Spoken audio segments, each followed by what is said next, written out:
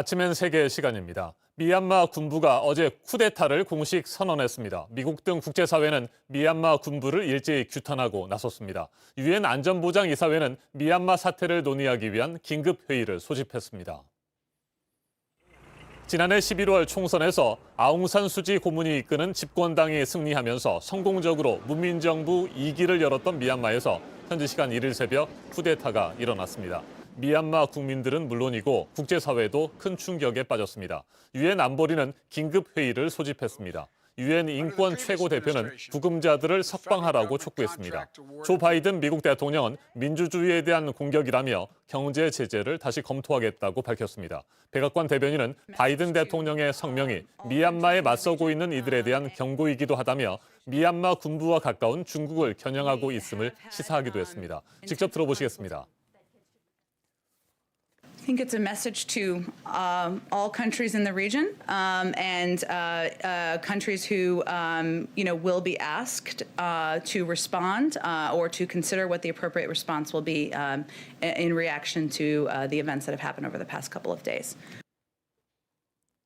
현재 미얀마의 수도 네피도와 최대 도시 양곤 곳곳에는 사람과 차량의 통행을 차단하는 바리케이드가 설치돼 있습니다. 정부 청사를 비롯한 주요 시설에는 군 병력이 배치됐습니다. 방송과 통신도 모두 끊긴 상태입니다. 미얀마의 실질적인 지도자 아웅산 수지 국가고문과 윈민 대통령은 물론이고 집권당 고위 인사들도 줄줄이 구금됐습니다. 군부 지지자들은 쿠데타의 성공을 축하하고 있습니다. 이에 맞서 아웅산 수지 고문은 구금되기 직전 국민들을 향해 쿠데타를 받아들여서는 안 되며 군부 독재로 돌아가서도 안 된다고 호소했습니다.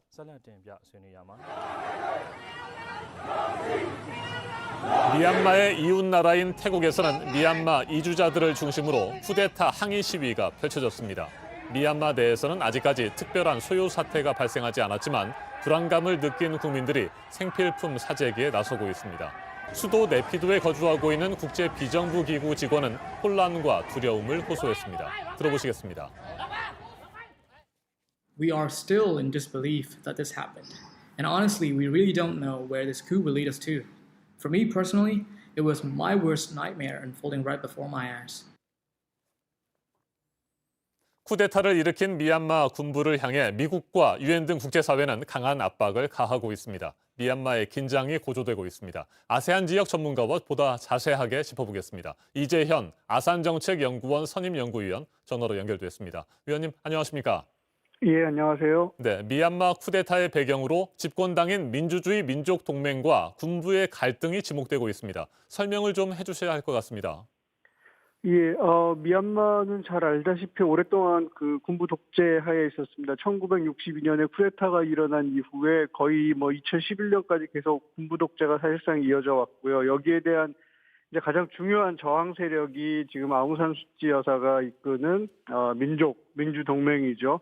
그런데 2011년에 그 미얀마 군부가 권력을 내려놓고 정치적 자유화를 시작을 했고 2015년 선거를 통해서 이제 아웅산 수치 여사가 이끄는 민족민주동맹이 집권을 했거든요. 네. 근데 이제 군부는 여전히 물리력을 독점하고 있고 경제력도 독점하고 있어서 강력한 세력이고 이제 민주화 방향으로 나가려는 NLD하고 아웅산 수치 여사 NLD하고 군부 사이에 계속 긴장 관계가 있었던 거죠. 예, 서로 두 세력이 대척점에 서가지고 계속 긴장 관계를 일으키고 있었습니다.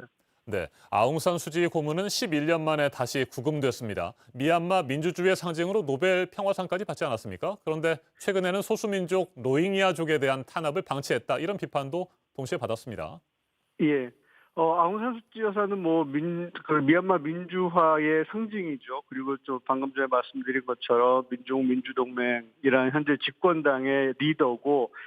대통령직을 수행을 할 수 없는 헌법적인 조항 때문에 지금 현재 국가고문을 맡고 있는데, 1989년 이후에 한 20년, 그 이후 20년 동안 15년을 가택연금을 당했었거든요, 군부에 의해서. 그리고 이제 미얀마 민주화를 위해서 싸웠다라는 공으로 노벨상을 탔고, 2015년 선거를 통해서 NLD가 집권한 이후에는 사실상 이제 대통령의 역할을, 해오긴 해왔습니다. 근데 최근 몇 년 사이 2016년 이후로 로힝야족이라는 소수민족에 대해서 군부가 탄압하는 거를 이제 집권 세력으로서 막지 못하고 사실상 이제 방관해왔고 대응을 하지 못했고 이것 때문에 국제사회에서는 이 아웅산 수치라는 사람이 우리가 예전에 노벨상을 수여했고 미얀마의 민주화의 상징으로 생각했던 그 아웅산 수치가 맞느냐라는 비판이 꽤 있었죠. 예, 네. 그래서 그게 많은 논란이 됐습니다, 국제적으로. 네, 조 바이든 미국 대통령이 미얀마에 대한 제재를 다시 검토하겠다 이렇게 밝혔습니다. 국제사회의 압박도 커지고 있고요. 동남아는 물론이고 국제정세에 큰 파장을 몰고 올 것으로 예상되고 있는데 어떻게 전망하세요? 예, 미국이나 뭐 유엔 그다음에 호주, 유럽연합 상당히 많은 국가에서 지금 그 미얀마 상황을 주시하고 있고 말씀하신 것처럼 미국은 다시 경제 제재를 들고 나올 수도 있다라고 이야기를 했고요. 동남아 국가들도 미얀마의 군부 쿠데타에 대해서 지금 좀 비판적인 입장이고 몇몇 국가들은 이제 그게 내부 문제다라고 그냥 이야기해버리고 있지만 전반적으로 비판적인 분위기가 있고요. 이 미얀마 군부 쿠데타가 향후에 이제 미국과 중국 경쟁에서 좀 변수가 될 것 같습니다.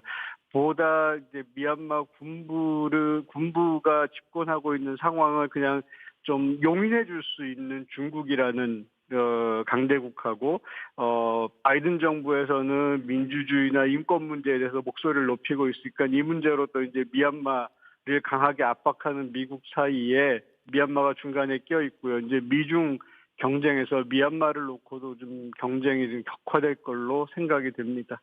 알겠습니다. 이재현 아산정책연구원 선임 연구위원이었습니다. 미얀마는 1948년 영국으로부터 독립했습니다. 그리고 이후 지금까지 모두 3차례의 쿠데타를 겪고 있습니다. 미얀마의 민주주의는 여전히 험난한 길을 걷고 있습니다. 군부는 1년 동안의 비상사태를 선언했습니다. 1년 후에 총선을 실시해 승리한 정당에게 권력을 넘기겠다는 입장입니다. 군부의 쿠데타와 이를 규탄하는 국제사회의 압박이 미얀마의 미래를 어떻게 바꿔놓을지 주목됩니다. 지금까지 아침엔 세계였습니다.